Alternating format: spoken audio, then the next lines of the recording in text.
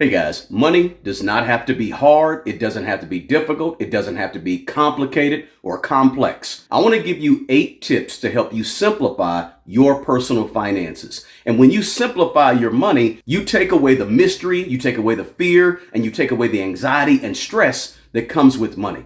Let's have this quick conversation.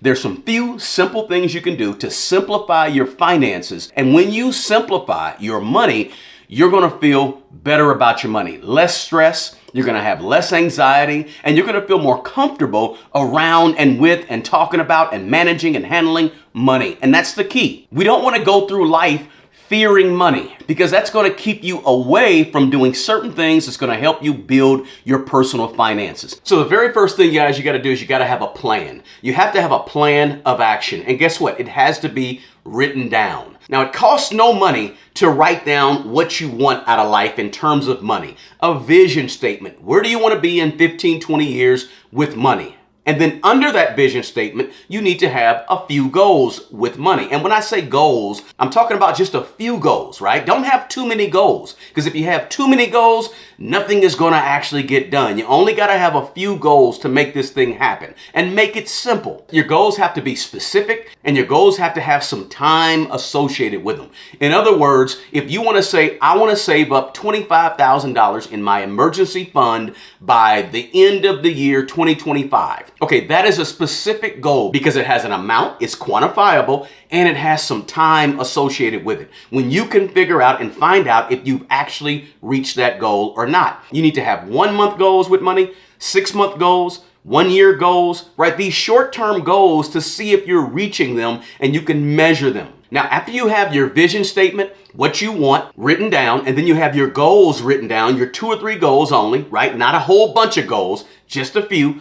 Then you want to write down some action steps and things you're going to do every single day, every single week to reach each goal. All of this has to be written on a piece of paper or on a spreadsheet somewhere where you can see it and get to it and read it regularly. That's number 1. This is going to help you simplify. You've got to come up with a plan of action that you are responsible and you hold yourself accountable for achieving. Now, the next way to help simplify your finances is one I talk about a lot on this channel. You have to budget. You have to do a written, unique budget every single month.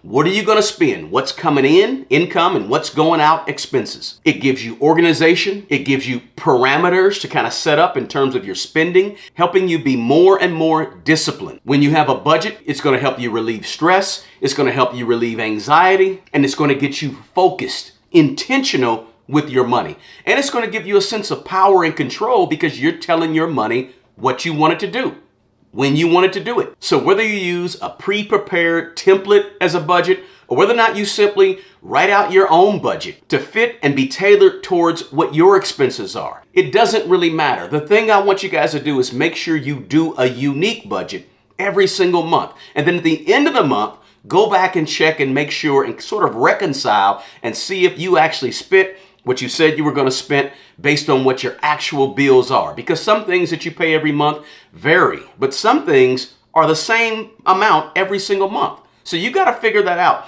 For me personally, guys, I like to do my own budget. I don't like to use a pre-prepared template or software. I just use a simple Google sheet or spreadsheet, Excel spreadsheet, and just write it on there. It doesn't have to be complicated. You don't need software or an app to keep up with your money. It's not that complicated, guys. You don't have to do that. If you have a computer at home, all you have to do is pull up an Excel spreadsheet, write down what your income is, write down what your expenses are. Don't make this thing complicated. When you do a budget, make sure you include your emergency savings. If you don't already have one built up, include that in your budget every single month because you want to be paying towards that to make sure you build it up. Now, the next thing you need to be thinking about is paying off debt. You have to reduce your debt because the more money that you're paying on debt every single month, things that are going down in value, the less money you have to save, the less money you have to invest, the less money you have to do other things with that are important to do with your money. So bringing your debt down should be a really important piece to this whole simplifying your finances equation. Simply list your debts smallest to largest. Everything except your home or if you own any rental houses, but your debt smallest to largest, whether that's car debt, hospital bills, student loans, credit card debt. List them all out. Smallest at the top of the paper, biggest at the bottom of the paper. Go back to your budget. See how much extra money you have at the end of most months. That's the cushion you have between your income and your expenses on a fairly regular basis, right? Sometimes this could be more, sometimes it could be a little less, because you're going to use that extra money to help pay down this debt. So that little cushion is what you're going to use to attack debt. And you should be attacking your debt with a vengeance, right? Going at it full bore, full blown, hitting that debt and trying to eliminate it as quick as possible. And when I say debt, I'm talking about debt on things that's going down in value. If it's not going up in value and appreciating, you want to get rid of it. Again, the less debt you have, the more money you have. And the last thing I want to say about debt is this: execute the plan. Just don't write it out and leave it to the side somewhere and never look at it for 6 months or a year. Execute, right? Do what you say you're going to do in terms of your debt. Guys, do me a favor, smash the like button if you're getting anything at all out of the video. Drop a comment below and let me know why you think money appears so complicated to most people. Why does it appear to be so complex when it comes to personal finances? All right, now the fourth thing is this: you want to automate your savings as much as possible and automate your investing as much as possible. Again, we're trying to simplify this thing, right? So every time you get paid or every time you get a check, automatically have a certain amount of money going towards investing, or a certain amount of money, $50, $100, $200 going towards an emergency plan. This way, you just don't see it. And when you don't see it, you won't miss it. It's simple, it's quick to simply automate that thing. Just like it was a bill that you never see and it automatically comes out of your account. It's going to save you time, it's going to save you stress, and it's going to give you some peace of mind. It's sort of like when you're contributing to a 401k at your job, right? If you don't see the money, then you really won't miss the money. Same concept with your emergency money or with your investing that may be outside of your job. And make sure you're investing in the 401k that's at your job, or the 403b, the retirement plan. Be investing in that up to the match. And then anything you do in terms of investing outside of your job, just automate it. Open up a brokerage account over at Fidelity or Vanguard. And when you open that brokerage account, just simply set it up so that every single time you get paid or every single month, a certain amount goes towards your investments in that brokerage account. Again, don't overthink it. Just automate it. And it makes it easier on yourself. Now, the fifth thing is to dig into your net worth. And when I say dig into your net worth, figure your net worth. Take out a piece of paper. Again, we're writing this down. Take out a piece of paper, guys. And on the left side of the paper, put your assets. On the right side of the paper, put a line down the middle. On the right side, put your liabilities. Now, your assets are going to be things that you actually own and things that have a market value. See if you can kind of guesstimate what that market value is on some of those things like your house or your cars and things like that. And then on the right side, that's what you owe. Now, you're going to take everything on the left side, all your assets, add them up and come up with a total figure at the bottom. And then you're going to do the same on the right side of the paper with your liabilities. Add them up. Write down the total on the bottom right of the piece of paper. Now, look at those two figures, right? Hopefully your assets are more than your liabilities. But here's what I really want you to do. Don't sweep it under the rug. Don't be ashamed. Don't be so embarrassed at yourself for the numbers that you come up when you first do a net worth calculation, right? Some people get really ashamed and they don't want to do it because they know that they have way more liabilities than they have assets. Don't let that trouble you. You're trying to simplify your money, simplify your personal finances, and by simplifying them, you want these things to grow. So you can't just sweep it under the rug that you have a negative net worth. You got to begin to look at it on a regular basis, twice a year, 3 times a year, whatever it takes. Could be once a month, but you want to be focusing and looking at it and being intentional about it because it's going to help it grow. What you focus on in life tends to grow. If you focus on growing your net worth, you're going to begin to behave and develop certain habits that's going to help you reach whatever you're focusing on, right? So your job to simplify your finances is to focus on your net worth. Once you figure it today, tomorrow, next week, then give yourself 3 or 4 months and then figure it again and see where you're at. See if things have changed. And if they haven't changed, maybe you need to go back up to your goals and make it a goal of yours to have a certain net worth by a certain date. And that way you can sort of change and turn the tide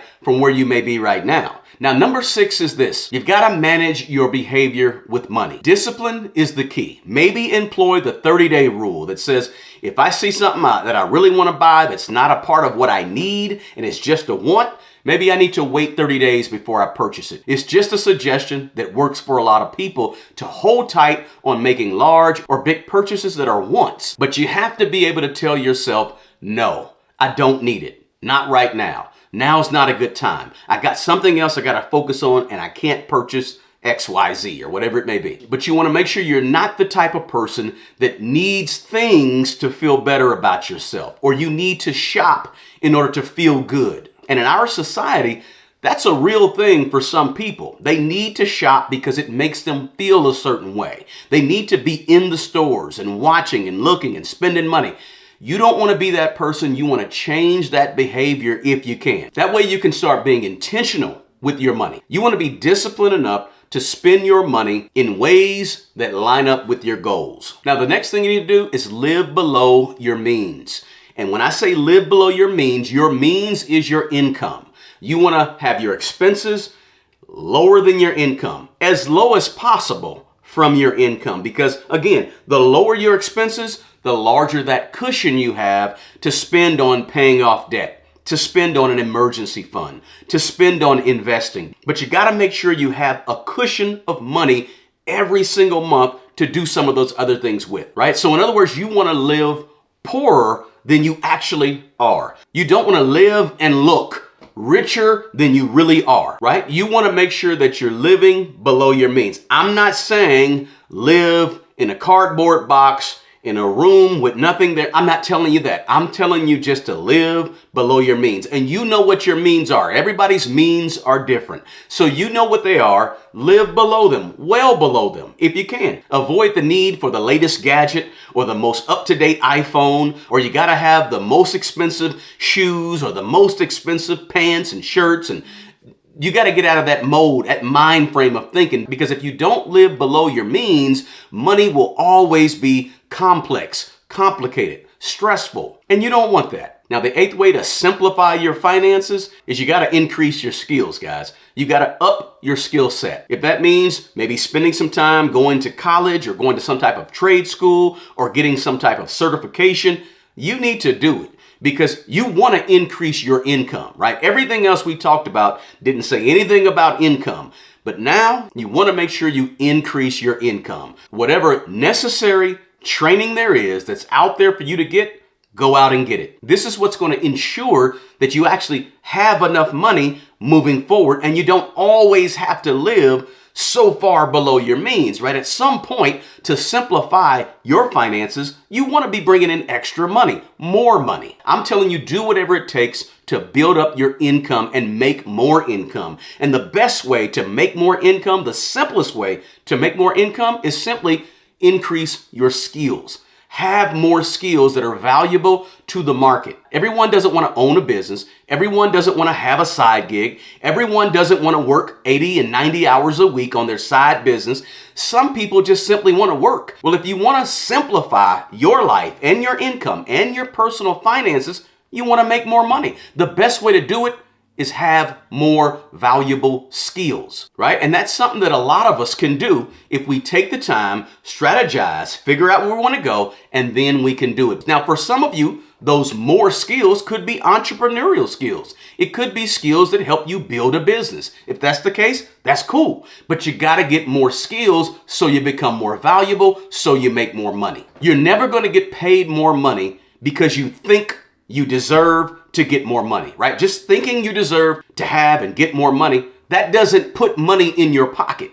That's just thinking. That's just your own opinion and thoughts. You got to get to the point where you say, what can I actually do to make myself more valuable? Hey, listen, guys, those are my 8 tips to simplify money. Don't make it so difficult. Don't make it so hard. Money does not have to be complex, and it certainly doesn't have to be complicated. Thanks so much, guys, for hanging in with me on this video. I appreciate you guys so much. Remember, smash the like button, subscribe if you're not already a subscriber, and drop me a comment below. What other ideas do you have that can help us make money less complicated and simplify our finances? Listen, guys, the best person to take care of the old you is the young you. Take care of yourself and take care of other people. Hey guys, I offer one-on-one financial mentoring and coaching. If you're looking to grow your current income by adding multiple streams of income, or you want to maximize the current income that you have and get the most out of your money right now, or simply become a better manager of your money, a better steward over your current finances, I might be a good fit for you. Or if you're looking to get into the real estate game, perhaps buy properties, perhaps even manage the properties that you have right now better, or simply grow a real estate portfolio. I've got 22 years of owning and managing my own real estate, so I can definitely help you in that area as well. You'll find a link to my schedule below. Feel free to reach out to me, guys, and I'll see you on the next video. Peace.